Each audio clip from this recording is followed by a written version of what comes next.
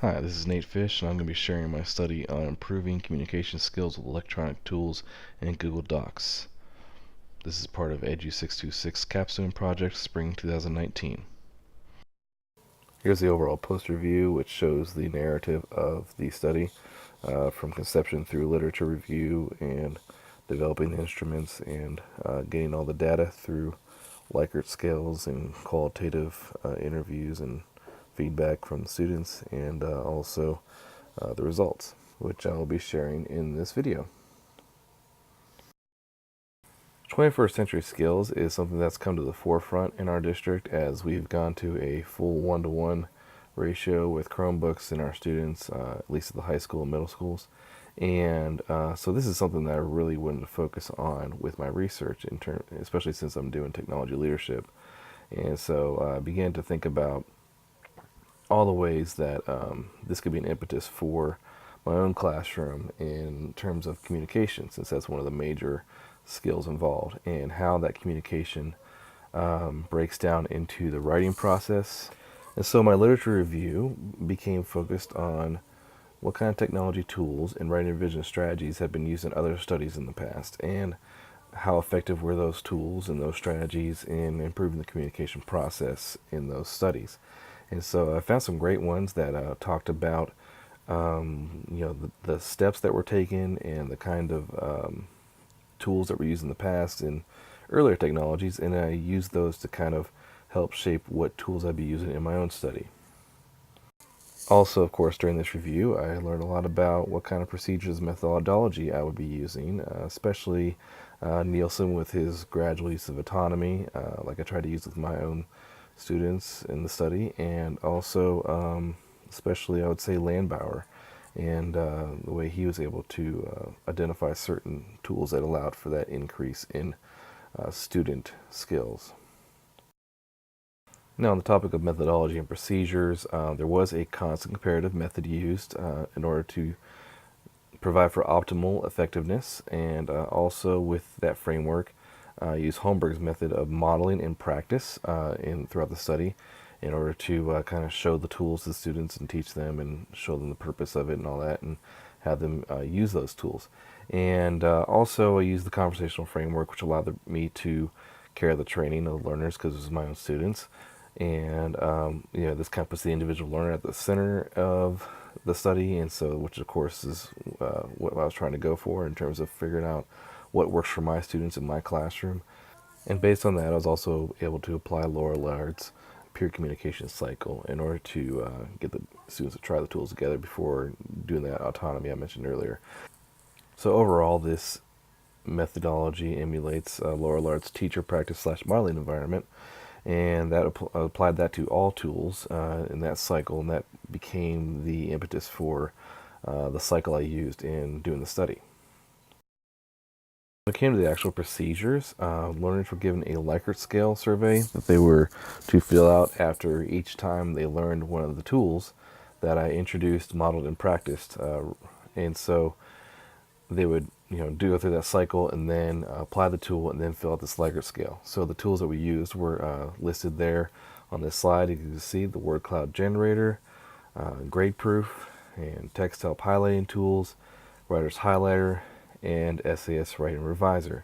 And they were put in that order in order to employ a scaffolded approach to revision that includes moving from mechanics like basic grammar and spelling to a more advanced style revision, which includes your more advanced syntax things with sentence organization and different kinds of eloquence expressions and things like that, and using transitions and whatnot, and how paragraphs are organized. And so moving from the more concrete thinking to the more abstract thinking, which of course is the goal of any writing process and an improvement in communication skills. And so that was the reason for how this was organized and implemented. The first round of implementation on the first writing piece took 3 48-minute class sessions, and so that involved teaching the tool, trying it out, and then doing the feedback. And then once all the tools were taught and tried, students were given the autonomy to choose the order of tool usage on another writing piece. And so after that, the qualitative survey piece was used for that part, after that second round. So then, of course, the research instruments are modeled after Landbauer and MacArthur for validating the process, and also the first round survey instruments for the quantitative data are modeled after the Likert scale. Participants in this research were ninth grade English 1 students, so we're talking 14, 15-year-olds here. There were 37 in all, 20 males, 17 females. In order to receive consent, parent letters were sent home and returned. Also, the school principals gave consent via email, and also students signed assent on those same forms that were sent home to parents. In order to keep confidentiality, students were assigned a random number in the survey results so that the survey results could not be traced back to that individual student. Now, getting into the actual data collection analysis. Quantitative data was collected via Likert-style surveys. After each tool was taught, students rated the tool according to 3 queries. Those queries were: number 1, this technology tool makes revision easier than doing revisions by hand. Number 2, I understand the purpose of this type of revision. And number 3, I feel like I can communicate ideas better after using this tool.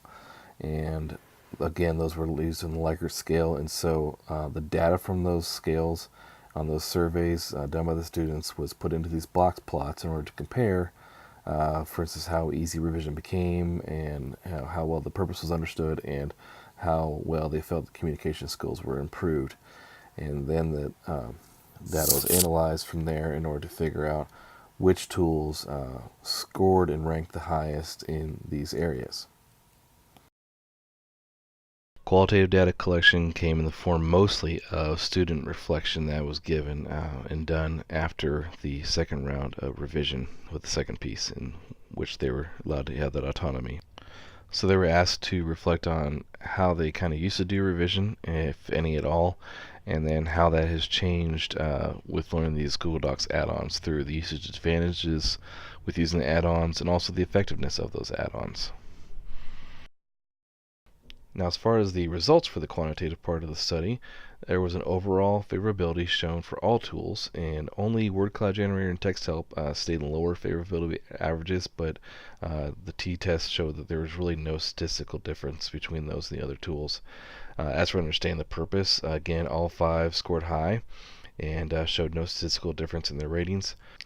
And although it is not statistically different from the other tools, GradeProof did score the highest as far as how well it helped to improve communication, assuming because of its concrete mechanics, corrections, and spelling and grammar and such. Usage advantages and effectiveness were 2 themes that came out of the qualitative survey. Students liked that it saved on their own document, and that it was easy to access, and it actually highlighted the things in the document that needed to be fixed in some cases and with some of the tools, and just overall was just simple and easier and faster that way. As far as the effectiveness, they liked that it was thorough, and the fact the fixes were actually in the document, and it helped them to see how it could be more exact or make their corrections more exact and feel more confident in finding more errors and getting more options for fixing things, and kind of, in a sense, through that becoming a little more creative in their communication. And so this also points back to the literature review research and how Landbauer showed how digital tools can help with building student confidence in writing and communication, and Nielsen's findings in building skills with autonomy in revision. And these tools, these Google Docs add-ons, actually were shown to achieve those goals. So now, 10 years and 5 years later, respectively, their goal of digital tools helping to improve communication skills is being shown through these Google Docs add-ons. And students are identifying multiple tools that can help improve their communication skills. So from here, I want to share my findings with colleagues in order to build up our initiative for improving 21st century skills for our students. Also, now that I know that this process is beneficial for my students, I want to do this same process early in the year with an early writing piece and kind of build on this throughout the year so that students can start improving their communication skills all the earlier and be all the better. Overall, I'm very pleased with how this study went and how it was able to help me see what helps my students and what can make them better writers and communicators, and I'm excited to see where it goes from there.